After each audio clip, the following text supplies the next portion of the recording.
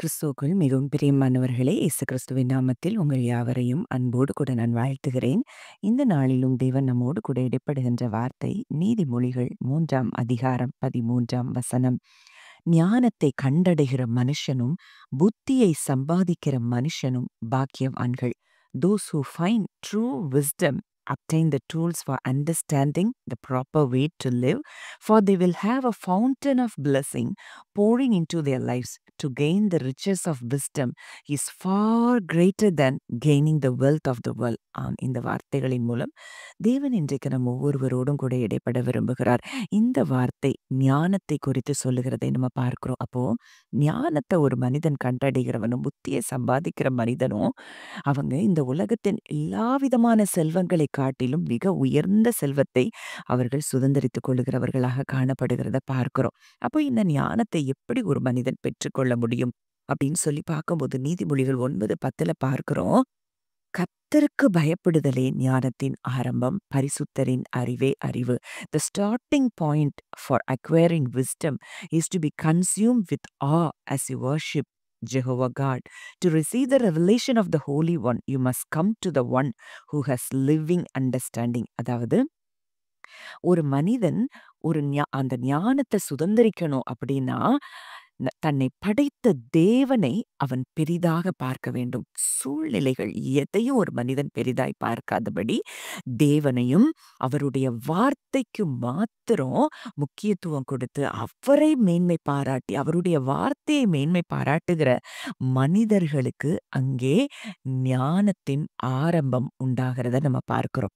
அப்போ இன்றைக்கு நம்ம எதை பெரிதாய் பார்க்கிறோம்? சூழ்நிலைகளையா, மனிதருடைய வார்த்தைகளையா, எதை பெரிதா பார்த்து கொண்டிருக்கிறோம்? அதனால தான் இன்றைக்கும் நம்ம சில சூழ்நிலைகள்ல ஞானத்துல குறை உள்ளவர்களா, எந்த ஆலோசனையை நம்ம எடுக்கணும், முடிவெடுக்கணும் அப்படிங்கிறதுலலாம் குறை உள்ளவர்களா நம்ம இருக்கிறத நம்ம பார்க்கிறோம். நிறைய நேரங்கள்ல மனிதர்களுடைய ஆலோசனைகளை கேட்டு வாழ்க்கையில தோல்விகளுக்குள்ள நம்ம கடந்து வந்திருக்கிறதையும் நம்ம பார்க்கிறோம்.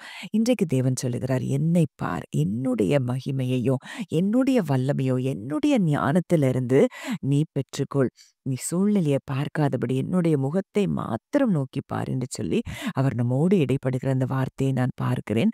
1 கொரிந்தியர் 1ஆம் அதிகாரம் 30-31 நம்ம பார்க்கிறோம். அந்தபடி நீங்கள் அவராலே கிறிஸ்து இயேசுவுக்கு உட்பட்டிருக்கிறீர்கள்.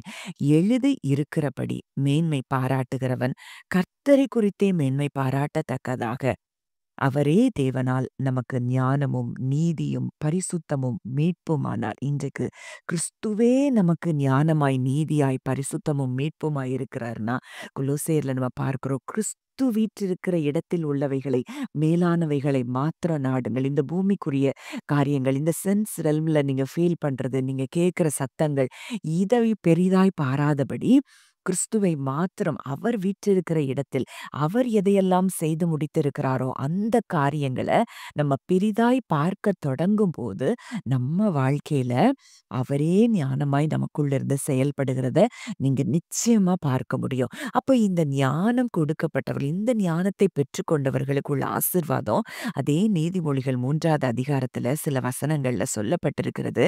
அந்த ஞானத்தை பெற்றுக்கொண்டவர்கள் அவர்கள் வலது கையில தீர்க்காயுசு இருக்குதான், இடது கையில செல்வமும் கனமும் இருக்குதாம். அப்போ கர்த்தரை மாத்திரம் பெரிதாய் பார்த்தா அவர் மாத்திரம் எனக்கு போதும், அவருடைய வார்த்தையை மாத்திரம் தான் நான் விசுவாசிப்பேன், அவருடைய வார்த்தையின்படி மாத்திரம் தான் நான் செயல்படையும், அவருடைய வார்த்தைக்கு மாத்திரம் தான் கீழ்ப்படிவேன்னு சொல்லி இன்றைக்கு கிறிஸ்துவே நமக்கு ஞானமாய் இருக்கிறார்.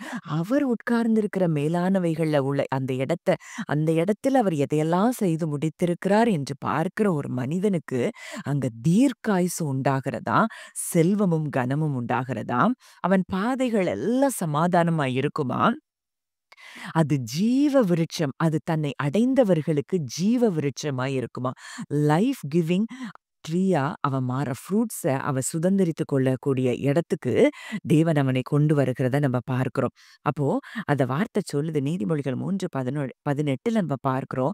Seeking for her brings the discovery of untold blessing, for she is the healing tree of life to those who taste her fruits. அந்த ஞானத்தை டேஸ்ட் பண்ற அந்த கனிகளை டேஸ்ட் பண்றவங்களுக்கு அதுதான் ஹீலிங் ட்ரீ ஆஃப் லைஃபா மாறுறத நம்ம பார்க்கிறோம்.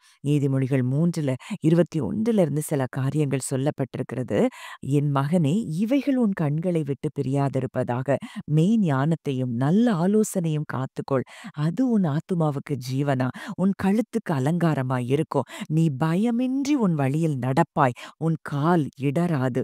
நீ படுக்கும்போது பயப்படாதிருப்பாய். நீ படுத்துக்கொள்ளும்போது உன் நித்திரை இன்பமாய் இருக்கும். இன்னைக்கு நெறைய பேருக்கு தூக்கத்துல டிஸ்டர்பன்சஸ் காரணம் இந்த ஞானத்த நம்ம இன்னும் ஆழமாய் சுதந்தரித்துக் கொள்ளாதது தான் காரணம். அது ஆங்கிலத்துல ரொம்ப அழகா மொழிபெயர்க்கப்பட்டிருக்கிறது.